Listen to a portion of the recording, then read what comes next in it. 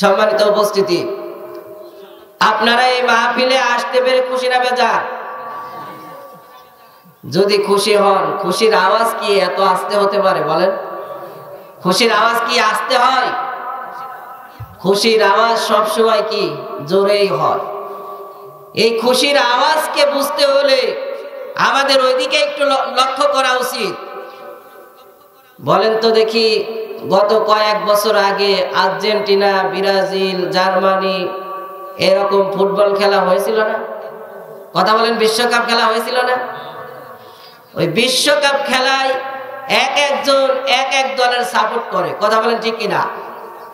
একজন করে আর্জেন্টিনা, একজন করে ব্রাজিল, আবার কেউ বা করে জার্মানি।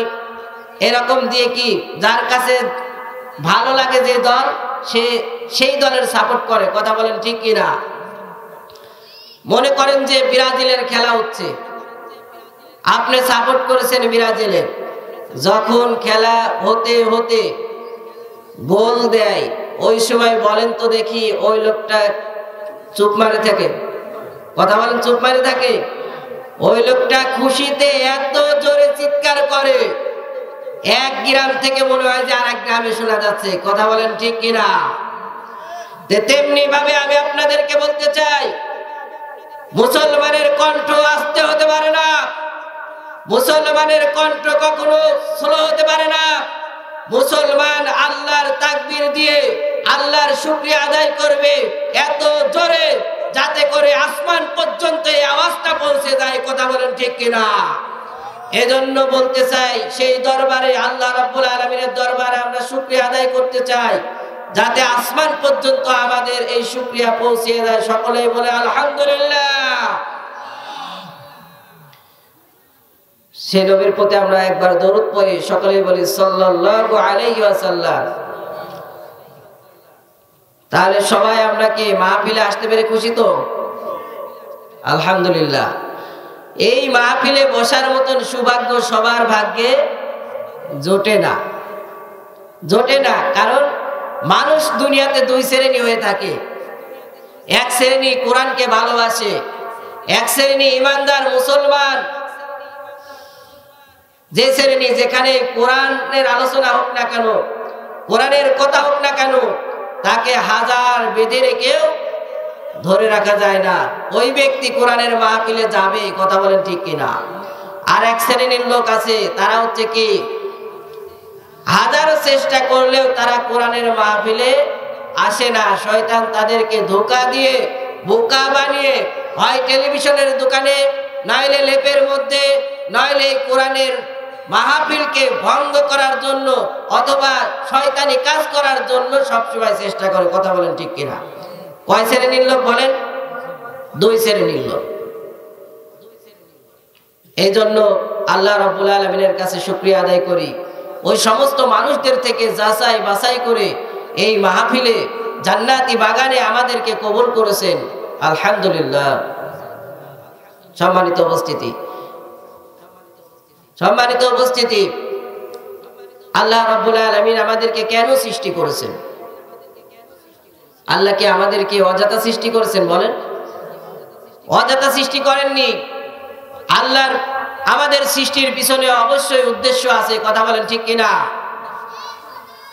এই দুনিয়াতে আল্লাহ আমাদেরকে অযথা সৃষ্টি করেননি, সৃষ্টির পিছনে উদ্দেশ্য নিয়ে সৃষ্টি করেছেন।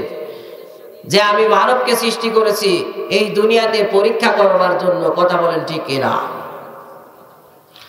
আল্লাহ রাব্বুল আলামিন সূরাতুল মুলকের 2 নম্বর আয়াতে বলেছেন, আল্লাযী খালাকাল মাউতা ওয়াল হায়াতা লিয়াবলুয়াকুম আইয়ুকুম আহসানু আমালা। বলুন আল্লাহু আকবার। আল্লাহ রাব্বুল আলামিন বলেন, আমি জীবন সৃষ্টি করেছি, আমি মরণ সৃষ্টি করেছি। জীবন থেকে শুরু করে মরণ পর্যন্ত মানুষ এই পৃথিবীতে বাঁচবে। এই যে সময়টাকে আমি মানুষকে পরীক্ষা করব। কে পরীক্ষা করবে আল্লাহ রাব্বুল আলামিন সেটাও বলে দিয়েছেন, লিয়াবলুয়াকুম আইয়ুকুম আহসানু আমালা। কে সর্বোত্তম আমল নিয়ে আমার কাছে আসতে পারে, তার মানে আল্লাহ রাব্বুল আলামিন দেখতে চান কে দুনিয়াতে ভালো ভালো কাজগুলো করেন। কথা বলেন ঠিক কিনা? আল্লাহ রাব্বুল আলামিন আমাদেরকে ভালো কাজ করার জন্য দুনিয়াতে পাঠিয়েছেন।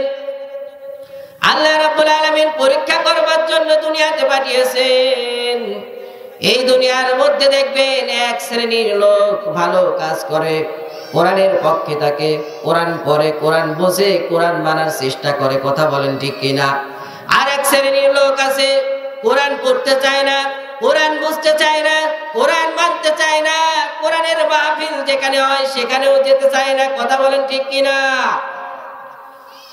এই জন্য আল্লাহ রাব্বুল আলামিন বলেন দুই শ্রেণীতে মানুষকে বিভক্ত করে দেওয়া হয়েছে। এক শ্রেণীর লোক সারা জীবন অন্যায় পাপাচারের মধ্যে কিন্তু থাকবে, আর এক শ্রেণীর লোক আল্লাহ রাব্বুল আলামিনের দাসত্ব গোলামি করতেই থাকবে, যতই বিপদ আপদ আসুক না কেন। কথা বলেন ঠিক কিনা? সম্মানিত মুসলমান ভাইরা আমার, আমি আপনাদের সামনে কোরআনুল কারিমের 82 নম্বর সূরা থেকে 10, 11 এবং 12 নম্বর আয়াত তেলাওয়াত করেছি। আল্লাহ রাব্বুল আলামিন বলেন ওয়া ইন্না আলাইকুম লাহাফিজিন। আল্লাহ রাব্বুল আলামিন বলেন আমি তোমাদের প্রত্যেকটা মানুষের উপরে আমার পরিদর্শক নিযুক্ত করে দিয়েছি। সুবহানাল্লাহ। আল্লাহ বলতেছেন আমি দুনিয়ার প্রত্যেকটা মানুষের উপর আমার পরিদর্শক নিযুক্ত করে দিয়েছি। এই দুনিয়াতে দেখবেন মানুষ মারামারি, কাটাকাটি, হানাহানি করে, দেশে যাতে বিশৃঙ্খলা না হয় এই জন্য দেখবেন সরকারিভাবে অনেকভাবে প্রশাসন নিযুক্ত করা আছে, অনেক প্রশাসন নিযুক্ত করা আছে, অনেক বাহিনী নিযুক্ত করা আছে। একটা বাহিনী হচ্ছে পুলিশ বাহিনী, আর একটা র্যাব বাহিনী, একটা কোবরা বাহিনী, আর একটা আছে নৌবাহিনী। এরকম ভাবে অসংখ্য বাহিনী কিন্তু আল্লাহ রাব্বুল আলামিন মানুষটা কিন্তু এই বাংলাদেশটা যাতে কোনো উশৃঙ্খল এবং মারামারি হুড়োহুড়ি যাতে না হয় এই জন্য কিন্তু অনেক বাহিনী এই বাংলাদেশে আছে না নাই? কথা বলেন, আছে না নাই? কত বাহিনী আছে। সর্বপ্রথম যারা দেখবেন গ্রাম অঞ্চলে মারামারি হলে পারে কি পুলিশ বাহিনী আসে না? বলেন, মারামারি মীমাংসা করার জন্য, আসামিকে ধরার জন্য, যাতে এখানে মারামারি না হয় বন্ধ করার জন্য কি পুলিশ বাহিনী আসে না? আসে। র্যাব বাহিনীও আসে, নৌবাহিনীও আছে, বিমান বাহিনীও আছে। এরকম ভাবে প্রত্যেকটা ক্ষেত্রে কিন্তু এক একটা বাহিনী সেট করা রয়েছে। কথা বলেন ঠিক কিনা? অনুরূপ ভাবে আল্লাহ রাব্বুল আলামিন বলেন ও আমার বান্দারা তোমরা শুনে রাখো, এই যে দুনিয়ায় যত বাহিনী আছে সমস্ত বাহিনীরা দুনিয়াকে ভালো রাখার জন্য, এক একটা দেশের নিয়ম শৃঙ্খলা মানার জন্য এত বাহিনী নিযুক্ত করা হয়। আমি রব্বুল আলামিন আমার বান্দা কি আমল করে, কি কাজ করে, কি না করে সবকিছু দেখাশোনার জন্য আমিও আমার প্রত্যেকটা বান্দার প্রতি আমার একদল বাহিনী পাঠিয়ে দিয়েছি। বলুন সুবহানাল্লাহ। সেই বাহিনী কারা? আল্লাহ রাব্বুল আলামিন বলেন কিরামান কাতিবিন। সেই বাহিনীটা হচ্ছে সম্মানিত লেখক বাহিনী, যারা মানুষ জীবনে যা কিছুই করে না কেন সমস্ত কিছুই কিন্তু এই বাহিনী লিখে রাখে। কথা বলেন ঠিক কিনা? আল্লাহ যে ফেরেশতা আমাদের কাছে পাঠিয়েছে কিরামান কাতিবিন, তাদের কাজই হচ্ছে প্রত্যেকটা মানুষের কাছে আছে তারা এই দুনিয়াতে কি কাজ করে, কি না করে, কি বলে, কোথায় বসে, কোথায় খায়, কোথায় কি করে সমস্ত কিছুই তাদেরকে লিপিবদ্ধ করে রাখে। বলুন সুবহানাল্লাহ। এই দুই বাহিনী কিন্তু দুই রকম। দুনিয়াতে যেসব বাহিনী আছে এসব বাহিনীরা কিন্তু বেঈমানি করতে পারে, বিশ্বাসঘাতকতা করতে পারে। এসব বাহিনী 100 টাকা 200 টাকা দিলে পারে, কিন্তু যারা অপরাধী তাদেরকে ছেড়ে, যারা বিনা অপরাধ তাদেরকে আসামি বানাইয়া দেয়। কথা বলেন ঠিক কিনা? ঠিক কিনা?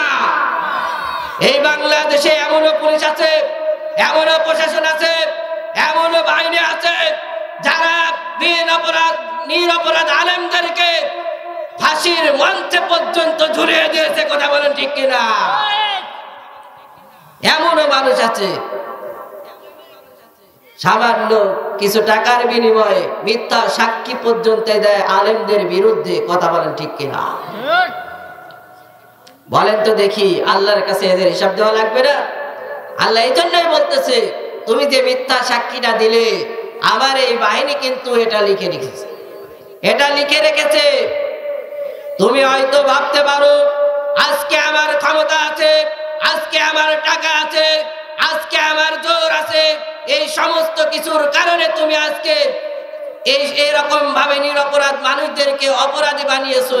কিন্তু এমন একটা সময় আসবে, যে সময়টা তুমি আল্লাহর সামনে দাঁড়াইবে, ওই সময় তোমার পাশে আর একটা মানুষকেও তুমি পাবে না। কথা বলেন ঠিক কিনা? এই জন্য একমাত্র আল্লাহকে ভয় করতে হবে। কথা বলেন ঠিক কিনা? আল্লাহকে ভয় করতে হবে। আল্লাহ যে বাহিনী দিয়েছেন, আমরা যেখানেই যাই না কেন, পায়খানা থেকে শুরু করে গভীর অন্ধকার রাতে যে যে অবস্থায় যাই করি না কেন, সমস্ত কিছুই কিন্তু আমাদের রেকর্ড হয়।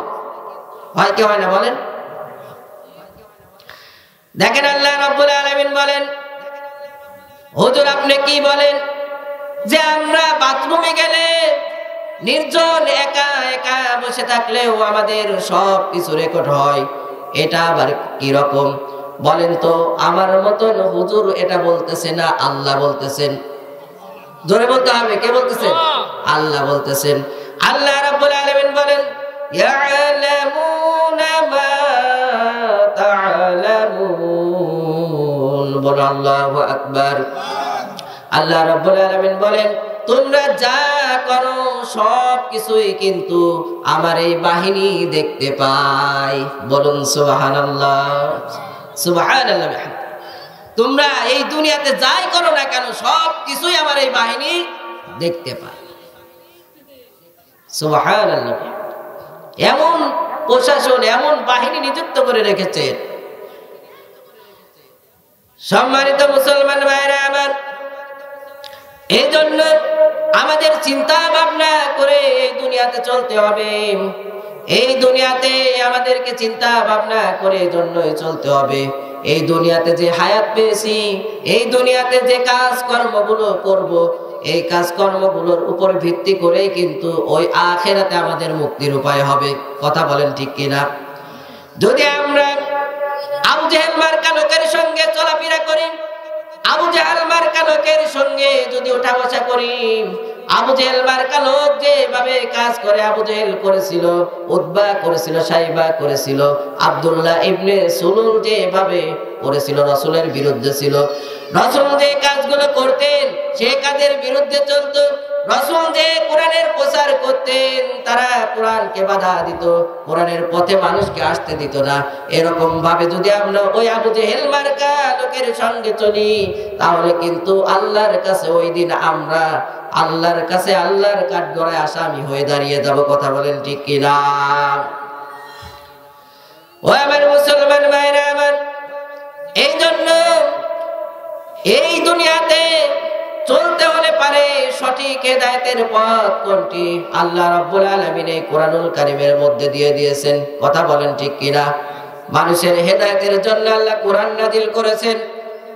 আমরা কিন্তু যখন 5 ওয়াক্ত নামাজ পড়তে যাই, 5 ওয়াক্ত নামাজের মধ্যে আমরা অর্থ বুঝি আর না বুঝি, তারপরেও কিন্তু আল্লাহর কাছে আমরা প্রত্যেকটা দিন প্রত্যেক ওয়াক্ত নামাজেই কিন্তু আল্লাহর কাছে হেদায়েতের জন্য দোয়া চাই। কথা বলেন ঠিক কিনা? ঠিক কিনা? হেদায়েতের জন্য আল্লাহর কাছে দোয়া চাই না? প্রত্যেকটা ওয়াক্ত প্রত্যেকটা নামাজের সময় কিন্তু আল্লাহর কাছে আমরা দোয়া চাই। কিভাবে? যখন আমরা সূরা ফাতিহা পড়ি, ওই ফাতিহার মধ্যে কিন্তু আমরা বলি, সকলে আমার সঙ্গে বলুন, ইহদিনাস সিরাতাল মুস্তাকিম। ইহদিনাস সিরাতাল মুস্তাকিম। আমরা প্রত্যেকটা নামাজের সময় আল্লাহর কাছে বলি, আল্লাহ আমাদেরকে সঠিক হেদায়েতের সহজ সরল রাস্তাটা দেখায় দাও। বলি না? সবাই বলি, যারা নামাজ পড়ি সবাই কিন্তু আমরা এই কথাটা বলি। আল্লাহ রাব্বুল আলামিন বললেন, তোমরা হেদায়েতের রাস্তা চাও, নাও তোমাদেরকে আমি কোরআন দিলাম। এই কোরআন দিয়ে নিজের ব্যক্তিগত জীবন, পারিবারিক জীবন, সামাজিক জীবন, রাষ্ট্রীয় জীবনকেও সাজাইতে হবে। কথা বলেন ঠিক কিনা? কোরআন শুধু মাত্র আমাদের ঘরে ওই র‍্যাকের উপরে সুন্দর করে তেনা দিয়ে ন্যাকড়া দিয়ে বেঁধে রেখে দিলে হবে না। এই কোরআন যাতে সংসদ পর্যন্ত পৌঁছায় এবং সংসদ থেকে যাতে কোরআনের আইনই যাতে বাংলাদেশে চলে, এইটা কে কে চান? আল্লাহকে দুখানে হাত তুলে দেখায় দেন। নারায়ে তাকবীর, নারায়ে তাকবীর। আল কোরআনের আলো, আল হাদিসের আলো, আমার নেতা তোমার নেতা, আমার নেতা তোমার নেতা। নারায়ে তাকবীর। সম্মানিত মুসলমান ভাইরা আমার, কোরআন ছাড়া মানুষকে হেদায়েতের রাস্তার কোনো কিছুই দেখাইতে পারে না। এই কোরআন ছাড়া মানুষকে জান্নাতে নিতেও কেউ পারবে না। এই জন্য ভাইরা আমার, বন্ধুরা আমার, আমাদেরকে কোরআন মানতে হবে, কোরআন বুঝতে হবে এবং আমাদের জীবনে এটা লক্ষ্য এবং উদ্দেশ্য থাকতে হবে। সেটা হচ্ছে কিভাবে আল্লাহর জমিনে আল্লাহর কোরআনকে প্রতিষ্ঠিত করা যায়। কথা বলেন ঠিক কিনা? রাসূল সাল্লাল্লাহু আলাইহি ওয়াসাল্লাম এই দুনিয়াতে এসেছিলেন। এই দুনিয়াতে আল্লাহ রাব্বুল আলামিন তার প্রিয় হাবিবকে পাঠাইছেন। একমাত্র লক্ষ্য এবং উদ্দেশ্য ছিল এই দুনিয়াতে যত প্রকার দিন আছে সমস্ত প্রকার দিনের উপরে আল্লাহর দিনকে বিজয় করার জন্য। কথা বলেন ঠিক কিনা? আল্লাহ রাব্বুল আলামিন একটা নয়, দুইটা নয়, তিনটি আয়াতের মধ্যে একই রকম কথা কিন্তু বলেন। আল্লাহ রাব্বুল আলামিন কোরআনুল কারীমের মধ্যে বলেন, হুয়াল্লাযী আরসালা রাসূলাহু বিল হুদা ওয়া দীনিল হক লিইয়ুযহিরাহু আলাদ-দীনি কুল্লিহি ওয়ালাউ কারিহাল কাফিরুন। আল্লাহু আকবার। আল্লাহ রাব্বুল আলামিন বলেন, তিনি সেই মহান সত্তা যিনি তার রাসূলকে সত্য একটা দিন সহ এই দুনিয়াতে প্রেরণ করলেন, যাতে করে সমস্ত দিনের উপরে আল্লাহর এই দিনকে বিজয় করতে পারে। আর এই বিজয় কাজ যারা করতে যাবে তাদেরকে এই কাফেররা কখনো পছন্দ করবে না, তাদেরকে মুশরিকরা কখনো পছন্দ করবে না, তাদেরকে এই মুশরিকরা কখনো পছন্দ করবে না। কথা বলেন ঠিক কিনা? দেখবেন যারা কোরআনের দাওয়াত দেয় মানুষকে, তাদেরকে বিভিন্ন দিক থেকে থামানোর জন্য চেষ্টা করে কি করে না? কথা বলেন। কোরআনের দাওয়াত দিতে গেলে মানুষ কি তাদেরকে বিভিন্ন দিক থেকে থামানোর জন্য চেষ্টা করে। হয় তাদেরকে কেস দেয়, নয় তাদেরকে জুলুম করে, নয় তাদেরকে জেলে ভরে। এমনকি বাংলাদেশের ইতিহাসে আছে সর্বোচ্চ ফাঁসির কাস্টে পর্যন্ত ঝুলিয়েছে। কথা বলেন ঠিক কিনা? ঠিক কিনা? আমাদের প্রিয় মুফাজ্জির আল্লামা মরহুম দেলাওয়ার হোসেন সাঈদী সাহেবকে মিথ্যা মামলা দিয়ে ফাঁসির কাস্টে পর্যন্ত ঝুলিয়েছেন। কথা বলেন ঠিক কিনা?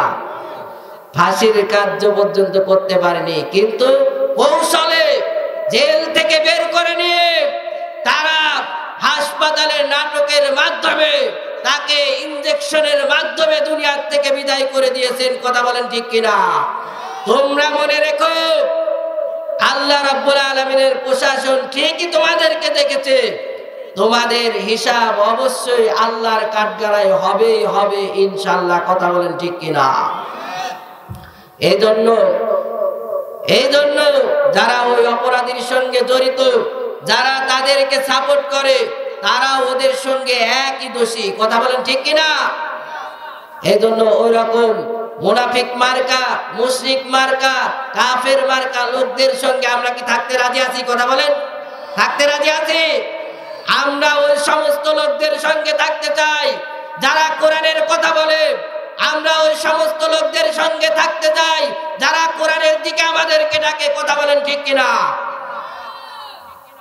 সম্মানিত উপস্থিতি ভাইরা আমার, কোরআন যেখানে আছে কোরআন দিয়ে যারা ডাকবে আমরা সেদিকেই যেতে চাই, কোরআন বাদে যারা ডাকবে আমরা সেদিকে যেতে চাই না। কারণ কোরআন বাদে যারা ডাকে তারা মানব রচিত আইন দিয়ে ধর্ম দিয়ে ডাকে। কথা বলেন ঠিক কিনা? আর কোরআন দিয়ে যারা ডাকে তারা স্বয়ং আল্লাহ রাব্বুল আলামিনের পক্ষ থেকেই ডাকে। বলুন সুবহানাল্লাহ, সুবহানাল্লাহ। এই জন্য যারা কোরআনের দিকে ডাকে আমরা তাদের সঙ্গে যেতে রাজি আছি তো ইনশাআল্লাহ? কারা কারা রাজি আছি আল্লাহকে দুখানে হাত তুলে দেখায় দিন।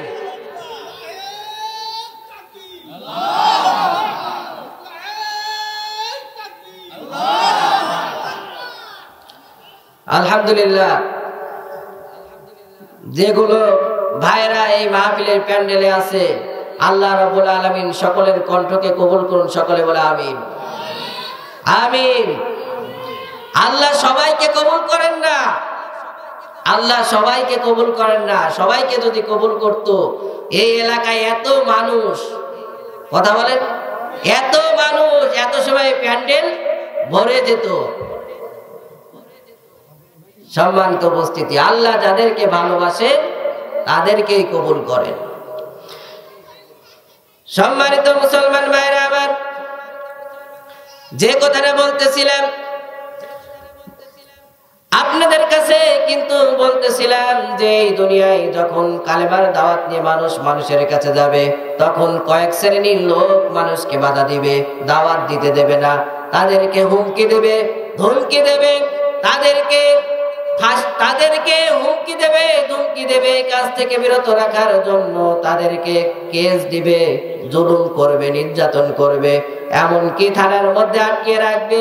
এটাও যদি তারা না পারে সর্বশেষ তারা কিন্তু তাকে দুনিয়ার থেকে বিদায় করার জন্য সব সময় চেষ্টা করবে। কথা বলেন ঠিক কিনা?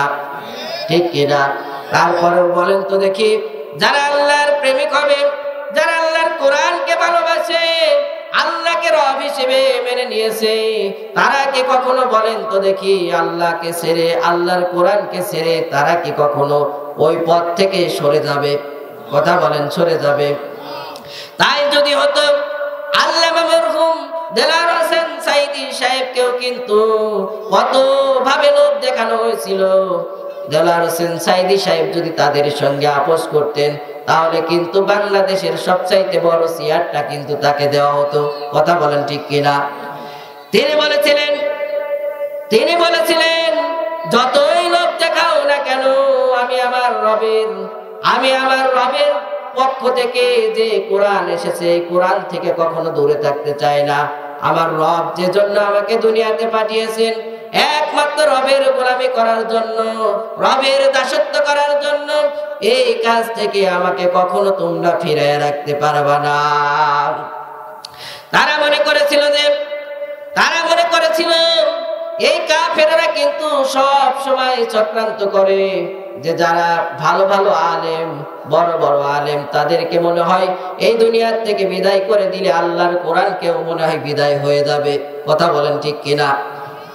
আল্লাহর কোরআন মনে হয় বিদায় হয়ে যাবে।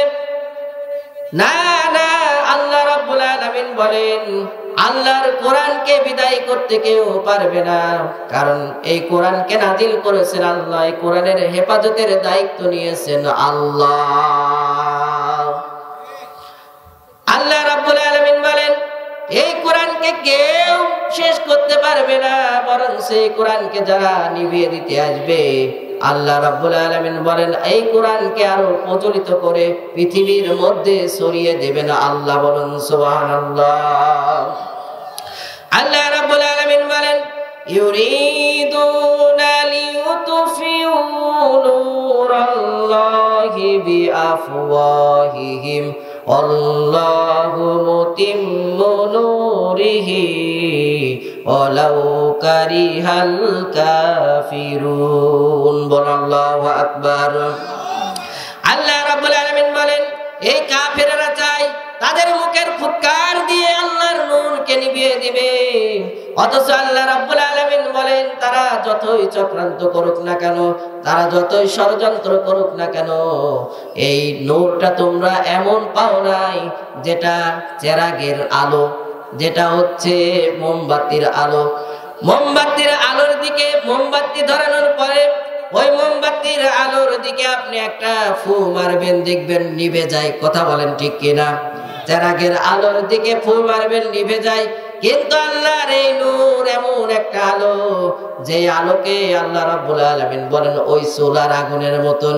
যে চুলার আগুনটা রান্নার পরে, রান্না করা শেষ হওয়ার পরে ওই চুলার আগুনের দিকে আপনি দেখবেন ফু দেবেন, যত ফু দেবেন ততই কিন্তু আগুন জ্বলতে থাকবে। কথা বলেন ঠিক কিনা? ঠিক কিনা? ভাত রান্নার পরে যখন চুলার আগুন থাকে, ওই চুলার আগুনে ফু দিলে পারে আগুন থাকে না? বলেন, আগুন থাকে না? আলো জ্বলে। এমনকি ওইখানে অল্প কিছু করে দিলে পারে ওই আগুনে কি ধপধপ করে আগুন জ্বলে যাবে। কোরআনটা হচ্ছে এমন, যারা কোরআনকে নিভিয়ে দিতে চায়, আল্লাহ বলতেছেন তোমরা যত নিভিয়ে দিতে চাবা, বাধা দিবা, আমি আমার এই নূর, এই কোরআনকে আরো বিশ্বময় ছড়িয়ে দেবো। বলুন সুবহানাল্লাহ। এই কোরআনকে কেউ কখনো নিভিয়ে দিতে পারবে না, কারণ এই কোরআনকে পুড়িয়ে দিলে পারে এই বাংলাদেশে কোটি কোটি এখন কোরআনের হাফেজ রয়েছে। কথা বলেন ঠিক কিনা? যা কোনো ধর্মের কোনো হাফেজ নেই। আপনি হিন্দুদের বলেন যে গীতা, রামায়ণ, খ্রিস্টানদের যে যাই বলেন না কেন, এরকম যত ধর্ম আছে কোন ধর্মের কোন হাফেজ আছে বলেন? কিন্তু আলহামদুলিল্লাহ আল্লাহ দেখেন কোরআনের হাফেজ অসংখ্য। বাংলাদেশে কোটি কোটি হাফেজ রয়েছে। এই কোরআনকে বলেন তো শেষ করা যাবে? নিভিয়ে দেওয়া যাবে? কখনো যাবে না। বরঞ্চ এই কোরআনকে যারা নিভিয়ে দিতে চায়, যেমন চেয়েছিল আবু জেহেল, উতবা, সাইবা, তারাই আজকে ইতিহাস হয়ে গিয়েছেন। তাদেরকে আল্লাহ রাব্বুল আলামিন এমন অপমান লাঞ্ছিত করে এই দুনিয়ার থেকে বিদায় করেছেন, তা ভাষায় বলা যায় না। কথা বলেন ঠিক কিনা? যারা কোরআনের দাওয়াত দিয়েছিলেন, কোরআনের পক্ষে ছিলেন, আল্লাহ রাব্বুল আলামিন তাদের সম্মান আকাশ পর্যন্ত দিয়ে দিয়েছেন। বলুন সুবহানাল্লাহ। সম্মানিত ভাইরা আমার, মুসলমান বাবাজিরা আমার, এই জন্য আমরা যতদিন আমাদের দেহে জীবন থাকবে ততদিন পর্যন্ত আমরা এই কোরআনের পক্ষে থাকতে চাই। কথা বলেন ঠিক কিনা? ততদিন পর্যন্ত এই কোরআনের পক্ষে থাকতে চাই, কোরআন দিয়ে নিজের জীবনটাকে সাজাইতে চাই, কোরআন দিয়ে আমার পরিবারকে সাজাইতে চাই, কোরআন দিয়ে আমরা রাষ্ট্রীয় জীবনকে সাজাতে চাই। কথা বলেন ঠিক কিনা? এই কোরআনের পক্ষে যারা থাকবে, এই কোরআনের পক্ষে যারা থাকবে, আল্লাহ রাব্বুল আলামিন এই কোরআন কিন্তু ওই কিয়ামতের দিন আল্লাহর কাছে সাক্ষী দিবে। কথা বলেন ঠিক কিনা? ইয়া রাব্বুল আলামিন, তোমার এই বান্দা আমি কোরআনকে মহব্বত করত, আমি কোরআনকে পড়তো, সকালে ফজরের নামাজ হলে সর্বপ্রথম নামাজ পড়ার পরে তোমার কোরআন আমাকে তোমার এই বান্দা তেলাওয়াত করতো। বলুন সুবহানাল্লাহ। সুবহানাল্লাহ বিহামদি। তোমার এই বান্দা আমার এই কোরআনকে তেলাওয়াত করতো। এই কোরআনের মধ্যে একটি সূরা আছে, সূরাতুল মুলক। আল্লাহ রাব্বুল আলামিন বলেন এই মুলক যারা প্রত্যেকদিন ঈশার নামাজের পর তেলাওয়াত করবে, আল্লাহ রাব্বুল আলামিনের সঙ্গে তর্ক বিতর্ক করে আল্লাহ রাব্বুল আলামিনের কাছ থেকে জান্নাতের মেহমান বানিয়ে ওই ব্যক্তিকে জান্নাতে প্রবেশ করাইবেন। বলুন সুবহানাল্লাহ। সুবহানাল্লাহ। জান্নাতের মেহমান বানিয়ে দেবে। সম্মানিত মুসলমান ভাইরা আমার, এই জন্য বলেন তো দেখি, এই কোরআন পড়া আমাদের দরকার আছে না নাই? কিন্তু দুঃখের বিষয় হচ্ছে অসংখ্য মানুষ কিন্তু আমরা কোরআন পড়তে পারি না। কথা বলেন ঠিক কিনা? এই কোরআন পড়ার জন্য আমরা চেষ্টাও করি না। অনেকে আছে, কথা বলেন, বয়স হতে হতে 50, 51, 53, 70 হয়ে গিয়েছে, তাও আল্লাহর কোরআন পড়া এখনো শিখে নাই। এরকম মানুষ আছে না নাই? আছে না আমাদের সমাজে? বলেন, অনেক মানুষ আছে অথচ সংসারের জন্য, বাড়ির জন্য, স্ত্রীর জন্য, ছেলে মেয়ে সবার জন্য ফজরের নামাজের পর থেকে শুরু করে রাত গভীর পর্যন্ত কত কঠোর পরিশ্রম করে, কথা বলেন ঠিক কিনা? যে আমার সন্তানেরা ভালো খাবার খেতে পারবে, আমার স্ত্রীদেরকে ভালো খাবার ভালো পোশাক দিতে পারবো, এজন্য তারা কত কষ্ট করে। মাঠে ঘাটে সব জায়গায় ক্ষেত খামারে কাজ কর্ম করে টাকা পয়সা রোজগার করে স্ত্রীদেরকে ভালো মন্দ খায়, ভালো পোশাক পরায়, সন্তানদেরকে ভালো স্কুলে বিশ্ববিদ্যালয়ে পড়াশোনা করায়, কথা বলেন ঠিক কিনা?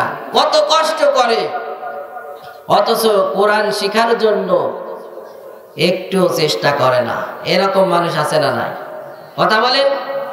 অথচ এই কোরআন শিখলে, কোরআন মানলে, এই কোরআনই কিন্তু তার জীবনের সাথী হবে।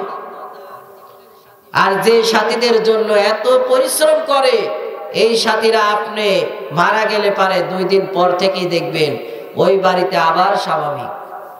এই বাড়িতে যে আব্দুল মুমিন নামে কেউ ছিল, তারা 2 দিন পর থেকেই ভুলে যাবে। আমি কি মিথ্যা বলছি নাকি বলেন?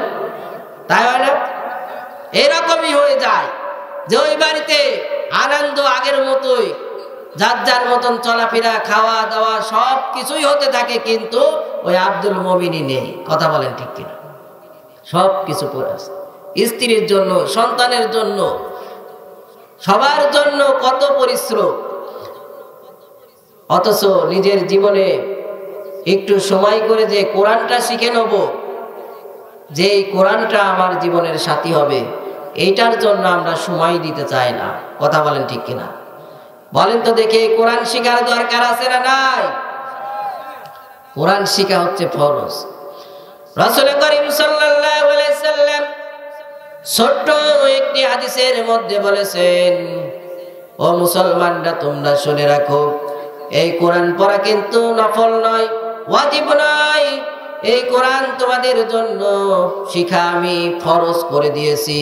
যেমনি ভাবে তোমরা নামাজ পড়া ফরজ, রোজা রাখা ফরজ, সামর্থ্য থাকলে হজ করা ফরজ, আমিও রব্বুল আলামিন তোমাদের জন্য এই কোরআন তেমনি কিন্তু সবচাইতে আগে ফরজ হচ্ছে কোরআন শিক্ষা করা। কি জন্য কোরআন শিক্ষা করা ফরজ? এই কোরআন ছাড়া বলেন তো দেখি নামাজ হবে? কথা বলেন। কোরআন ছাড়া নামাজ হবে? সর্বপ্রথম যখন আমরা নিয়ত করি, নিয়ত করার পরে আমরা কি পড়ি? কোরআন পড়ি।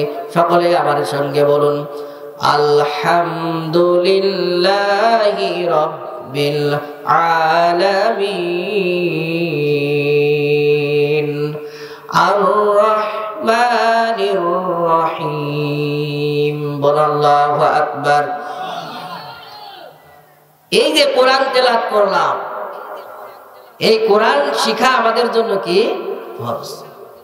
কোরআনের অর্থ যদি না পারি, নামাজের মধ্যে যখন কোরআন তেলাওয়াত করি, এর অর্থ যদি না পারি, না বুঝি, তাহলে ওই ইবাদতে বলেন তো মন বসবে?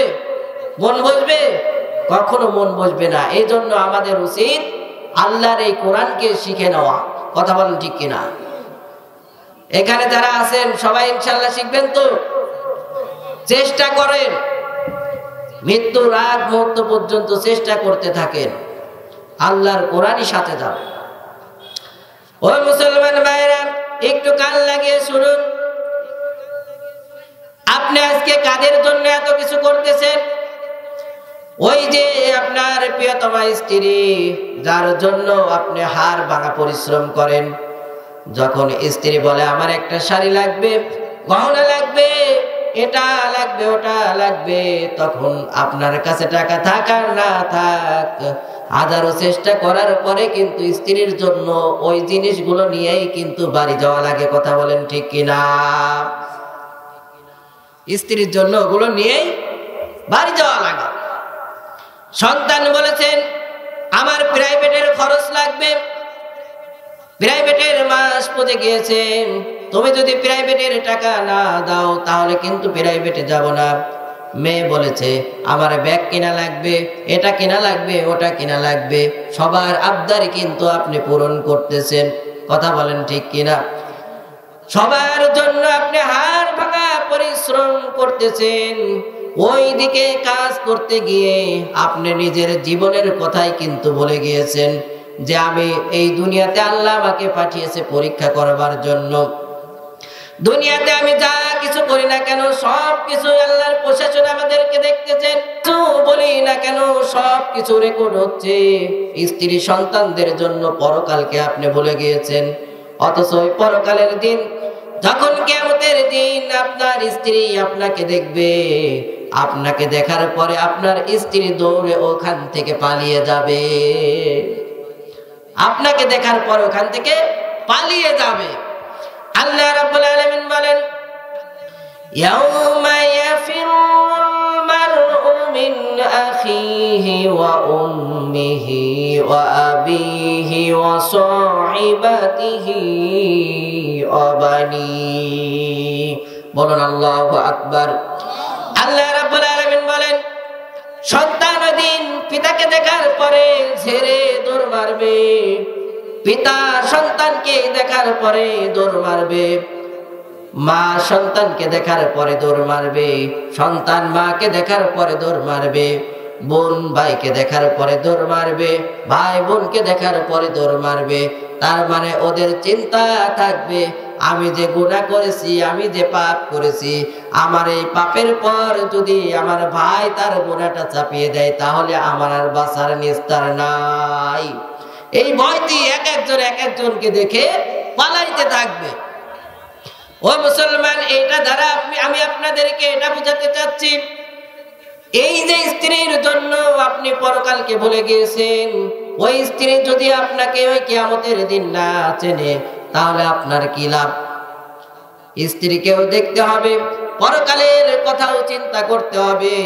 এই জন্য পরকালকে আগে সামনে রেখে তারপরেই না স্ত্রী সন্তান এবং বাড়ি ঘর দুয়ারের দিকে চিন্তা ভাবনা করতে হবে। কথা বলেন ঠিক কিনা? ঠিক কিনা? সম্মানিত মুসলমান ভাইরা আমার, লিল্লাহি তাকবীর, লিল্লাহি তাকবীর।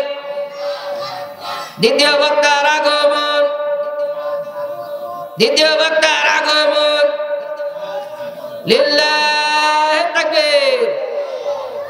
সম্মানিত মুসলমান ভাইরা আমার, ওই কিয়ামতের দিন আমি সংক্ষেপে বলে শেষ করে দিয়েছি। ওই কিয়ামতের দিন যখন আল্লাহ রাব্বুল আলামিনের সামনে যাব আমরা, তখন কিন্তু আল্লাহ রাব্বুল আলামিন আমাদেরকে আমাদের হাতে কিতাব ধরিয়ে দেবেন। রব্বুল আলামিন 18 নম্বর পারা সূরা আল কাহফের 49 নম্বর আয়াতে বলেন, وَأُوتِيَ الْكِتَابَ فَتَرَى الْمُجْرِمِينَ مُشْفِقِينَ مِمَّا فِيهِ وَيَقُولُونَ يَا وَيْلَتَنَا مَا لِهَذَا الْكِتَابِ لَا يُغَادِرُ صَغِيرَةً وَلَا كَبِيرَةً إِلَّا أَحْصَاهَا। আল্লাহু আকবার। আল্লাহ রাব্বুল আলামিন বলেন, আর সেদিন হাতে ধরিয়ে দেওয়া হবে। সেই সময় যারা অপরাধী তারা তাদের কিতাবটা দেখার পরে তারা আফসোস করে বলবে, হায় আফসোস, কি এমন আশ্চর্য কিতাব, যে কিতাবের মধ্যে ছোট একটা গুনাহ করেছিলাম, কত নির্জনে একটা গুনাহ করেছিলাম, এবং ছোট বড় সহ কোনো গুনাহ তো বাদ পড়েনি, কোনো গুনাহ বাদ পড়েনি। এই যে কিরামুন কাতিমিনের কথা বললাম, সম্মানিত প্রশাসনের কথা বললাম, এই প্রশাসন আমাদের ছোট বড় মনে কি কল্পনা করেছিলাম, ভালো না মন্দ, সমস্ত কিছুই কি লিপিবদ্ধ করা। সম্মানিত মুসলমান ভাইরা আমার, আল্লাহ রাব্বুল আলামিন 17 নম্বর পারা সূরা বনী ইসরাঈলের 14 নম্বর আয়াতে বলেন, ইকরা কিতাবাকা কাফা বিনাফসিকাল ইয়াওমা আলাইকা হাসিবা। আল্লাহ রাব্বুল আলামিন বলেন, তুমি তোমার কিতাবটা পড়ো, আজকে তোমার হাতে হাতে যে কিতাবটা দেওয়া হয়েছে কিতাবটা তুমি আজকে পড়ো, আর তোমার হিসাব নেওয়ার জন্য অন্য কোনো মাধ্যম লাগবে না। আজকে তোমার হিসাব দেওয়ার জন্য তুমি নিজেই যথেষ্ট। আজকে তুমি নিজেই যথেষ্ট। আজকে তোমার হিসাব দেওয়ার জন্য তুমি নিজেই যথেষ্ট। এই কিতাব পড়ার পরে অনেক মানুষ আছে তারা অস্বীকার করবে, তারা বলবে আল্লাহ আমি তো এই গুনাহ করিনি ওই গুনাহ করিনি, তারপরেও কেন আমার কিতাবে এই গুনাহগুলো? এরকম ভাবে তারা অস্বীকার করতে থাকবে। তখন আল্লাহ রাব্বুল আলামিন ঘোষণা করবেন 36 নম্বর সূরা সূরাতুল ইয়াসিনের 65 নম্বর আয়াতে মহান রব্বুল আলামিন বলেন আল-ইয়াওমা নাখতিমু আলা আফওয়াহিহিম ওয়া তুকাল্লিমুনা আইদিহিম ওয়া তাশহাদু আরজুলুহুম বিমা কানু ইয়াকসিবুন। বলেন আল্লাহু আকবার। আল্লাহ রাব্বুল আলামিন বলেন এই মিথ্যাবাদীদেরকে, এই অপরাধীদেরকে সেদিন মুখ বন্ধ করে দেওয়া হবে। মুখ বন্ধ করে দেওয়ার পরে আল্লাহ রাব্বুল আলামিন বলেন তাদের হাত সাক্ষী দেবে আল্লাহর কাছে, তাদের পা সাক্ষী দেবে আল্লাহর কাছে। বলুন আল্লাহু আকবার। আল্লাহ রাব্বুল আলামিন পারেন কি পারেন না? হাতের জবান সেদিন খুলে দেবে। এই হাতের খোঁচা দিয়ে তুমি নিরপরাধ মানুষকে ফাঁসির কাস্টে ঝুলিয়েছো, সেই দিন আল্লাহর কাঠগড়ায় তোমাকে দাঁড়াইতে হবে। কথা বলেন ঠিক কিনা? সেদিন তোমার বিপক্ষে তোমার হাত চলে যাবে, হাতই সাক্ষী দেবে, কোনো মানুষের সাক্ষী দেওয়া লাগবে না। তুমি এই পা দ্বারা কত অন্যায় অশ্লীল কাজের জন্য বেরিয়েছো, এই পা দ্বারা কত নিরপরাধ মানুষকে থানায় ধরিয়ে দিয়েছো, প্রশাসনের কাজ ধরিয়ে দিয়েছো। তোমার ওই কিয়ামতের দিন তোমার পা সাক্ষী দেবে। কথা বলেন ঠিক কিনা? সম্মানিত মুসলমান ভাইরা, এই জন্য আমি আপনাদেরকে উদাত্ত আহ্বান জানাই যে যারা কোরআনের পথে আমাদেরকে ডাকবে, যে সমস্ত ওলামা ইকরামগণ আমাদেরকে কোরআনের পথে ডাকবে, আমরা তাদের সাথে থাকতে রাজি আছি না নাই? আমরা সবাই যারা আমাদেরকে কোরআনের পথে রাখবে, আল্লাহর পথে রাখবে, আমরা তাদের সাথী হতে রাজি আছি ইনশাআল্লাহ। আল্লাহ রাব্বুল আলামিন যেন আমাদেরকে কবুল করেন, সকলে বলে আমিন।